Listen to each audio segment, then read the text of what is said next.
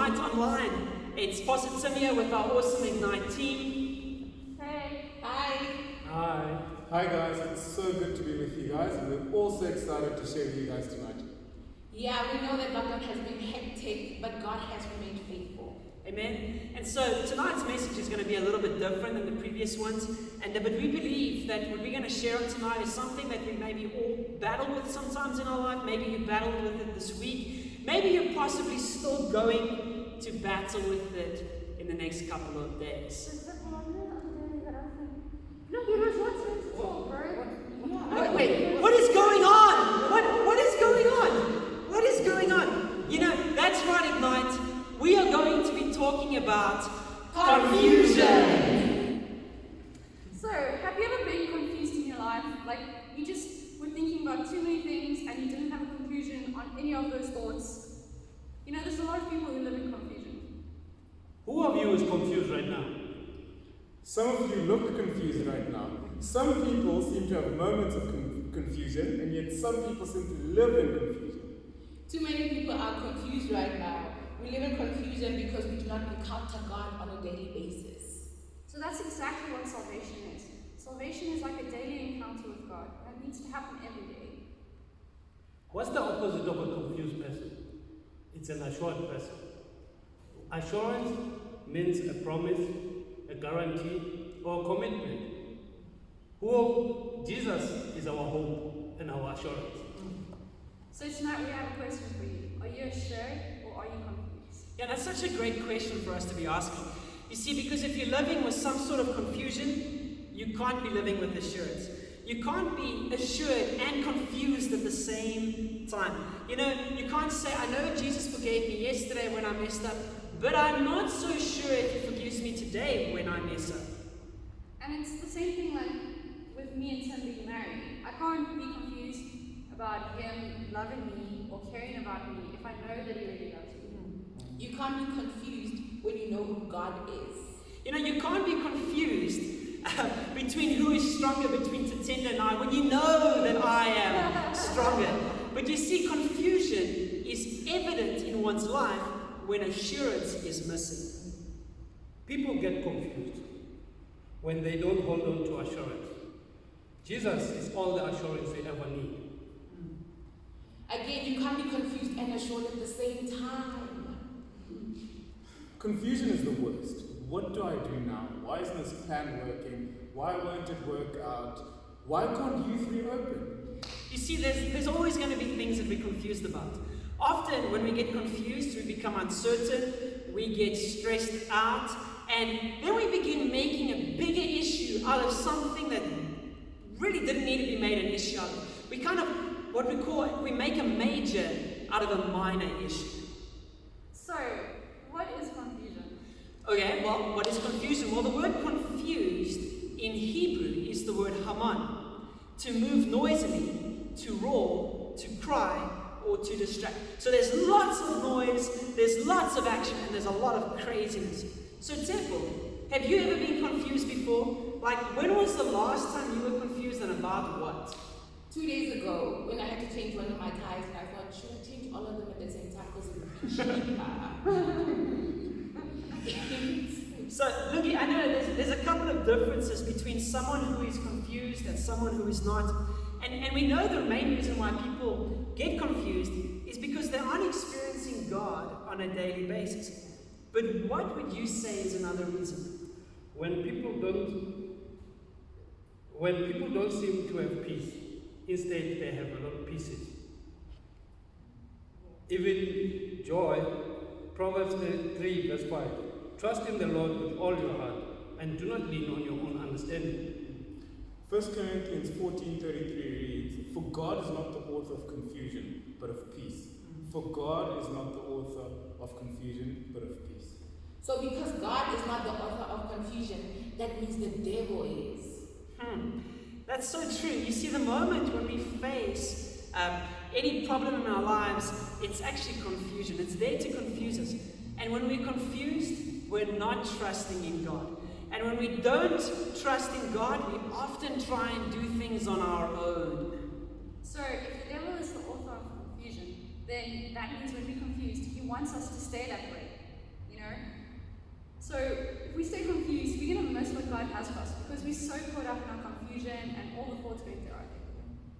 When confused people are confused, they have no clarity, no direction, and no peace. They easily cause confusion and destruction. Instead of saying something like, find the light at the end of the tunnel, they'd rather say to someone, hey, go into the tunnel and hope to find this light somewhere.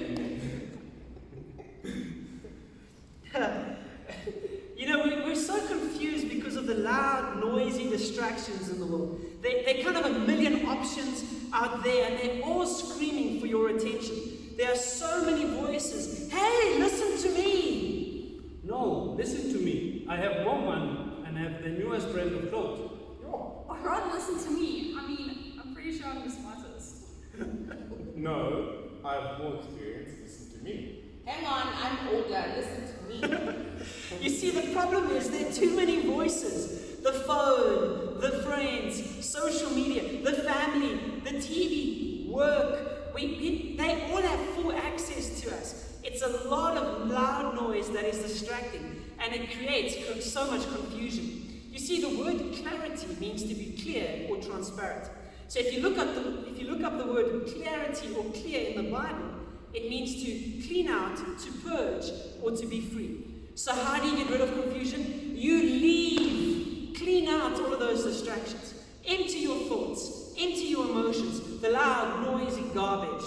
Get rid of it. Maybe leave your phone at home. Maybe go for a walk. Maybe go and sit outside and enjoy nature. Maybe go and sit in the garage or sit in your mom's car, but just leave the car keys inside. But pay attention to God. God is good. He is a good Father. He is our assurance. Why are we running and listening to every voice? If we aren't careful who and what we listen to, we become confused. Who and what you listen to says a lot about you. Who and what you talk about reveals what's important to you. You see, in a world full of confusion, you and I as believers should be not confused. We shouldn't be confused. We are assured because Jesus is King. And this needs to be real to you. Confusion will always come knocking, but when it comes knocking, you don't have to open that door. In Revelation 3 verse 20 it says, Jesus says, here I am. I stand at the door and knock. If anyone hears my voice and opens the door, I will come in and eat with that person, and they with me. When Jesus comes knocking, then you better open up. Yeah, so good. So good, Dad. God never says, behold, I am confused. We are confused sometimes, but God is never confused. We need to realize that we have the power to not be confused. Stop allowing confusion and uncertainty to roam free in your mind. Anything in your mind and in your heart that's not of God, it needs to get out. If it doesn't pay rent, kick it out. Get rid of it. Man, if it doesn't give you peace or draw you closer to God, it needs to go. You see, confusion tries to pull us away from trusting God. When we allow confusion in, fear comes in, worry, doubt, uncertainty, and we've all had those things in our lives before. You can't say you are fully with God if you're living in confusion. God did not call us to be confused. Some of you, for way too long, have been asking the wrong questions. And some of those questions are important though, but they're not important enough to leave you confused and without peace. Are you getting this today? Too many of you have been living in confusion. Stop it. Confusion does not look good on you. Assurance does. Just listen to this. Romans 15:33 reads, may the God of hope fill you with all joy and peace as you trust in him, so that you may overflow with hope by the power of the Holy Spirit. And Jeremiah 29:11 says, for he knows the plans he has for you, the plans for a hope and a future. Isaiah 54 verse 17 says, no weapon formed against you shall prosper, and every tongue which rises against you in judgment you shall condemn. In Romans 8 verse 28 it says, and we know that in all things God works for the good of those who love him, and who have been called according to his purpose. And in Psalms 55 verse 22, cast your burdens unto Jesus, for he cares for you.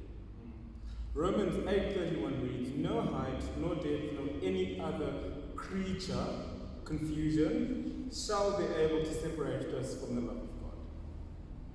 In Psalm 46 verse 10 it says, Be still and know that I am God. Exodus 14 verse 14 says, the Lord will fight for you. You need to only be still. Satan comes to kill, destroy. Satan comes to steal, kill, and destroy. And confuse. Yeah. John 10:10. He wants to confuse you. And I mean, James 4 verse 7, look here, it says, submit yourselves unto God, resist the devil, and he will flee from you. God is the God of peace, not of confusion. Confusion is from the devil. And the devil wants us to live in confusion and uncertainty. Uncertainty in our identity, in our purpose, in our calling, in our careers, in our schools, in our relationships. You may feel like confusion is all around, and it may be. In our world today, our world today is confused. The world teaches that homosexuality is fine. It teaches that being transgender is fine. It brings up all these things that living for materialistic things is fine, that sleeping around is good, but it is confused. The world is confused. In 1 Samuel 16:7, man looks at the outward appearance, but God looks at our hearts. In 1 Peter chapter 2 and verse 11, it says, dear friends, dear Christians, I warn you as temporary residents. Man, we're not of this world. We just live here. We are not of this world, so don't live with confusion. Lockdown, COVID-19 have stirred up so much confusion. People are stirring up confusion. There is confusion everywhere. But when you keep your eyes on Jesus, confusion can't touch you. So maybe we just need to spend more time with Jesus and focus on the word. We will face difficult times, and we should not allow the devil to come in at any time. You don't have to allow confusion to lead you. Oh, Jesus. I'm so confused.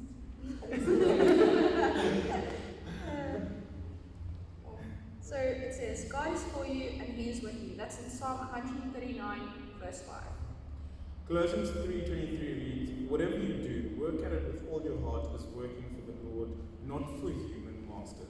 When we live in confusion, we can easily confuse others. I'm sure you don't want to be that person that misleads someone else. And when confusion comes, the best thing to do is to stand on the word of God. Satan tried to tempt Jesus 3 times. In Matthew 4, verse 1 to 11, it says, but Jesus said, man shall not live by bread alone, but by the very word that comes out of the mouth of God. Jesus knew who he was. You and I need to know who we are and what we stand on. And whose we are.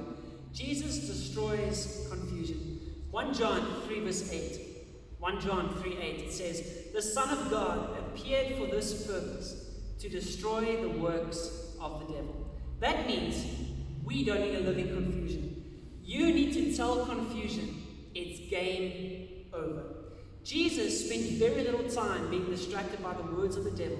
And every time the devil tried to confuse him, Jesus knew better. You and I and us, we know better. Proverbs 4 verse 23, guard your heart above all else, for it determines the course of your life. Young person, old person who's ever watching this, you got to be careful. You don't want to be left confused. It says, finally, brethren, whatever things are true, whatever things are noble, whatever things are just, whatever things are pure and lovely, whatever things are of good report, if there's any virtue and if there's anything praiseworthy, meditate on these things. If you're living for Jesus, you have no time for confusion. It's game over. It's time to move away from your distractions and leave your distractions behind. You may be asking, but what happens if I can't, Pastor Tim, what happens if I can't leave those distractions? Well, you can still leave those thoughts of distractions. You can still leave distractions without physically leaving somewhere. Maybe go and take some time where you can focus on God. You need to make the decision to keep your eyes on Jesus. You might not get that answer right now, but when you leave that loud noise, confusion begins to settle. When we give it to the Lord, we have more clarity and assurance. This is good. We trust you have been encouraged. And maybe some of you, just like me, you've been challenged. Because we know God does not want you to be confused. So let's not live in confusion. Let's live in assurance, because And as we like to say, We love you, and there is nothing you can do about it.